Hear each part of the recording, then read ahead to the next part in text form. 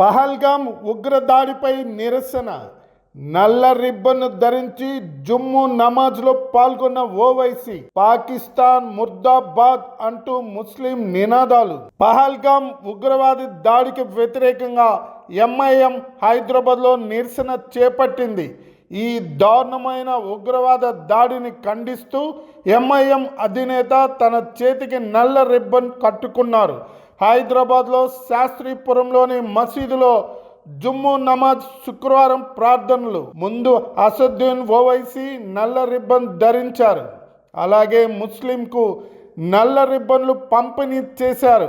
MIM నేతలు కొంతమంది ముస్లింలు పాకిస్తాన్ ముర్దాబాద్, హిందుస్థాన్ జిందాబాద్ అంటూ నినాదాలు చేశారు.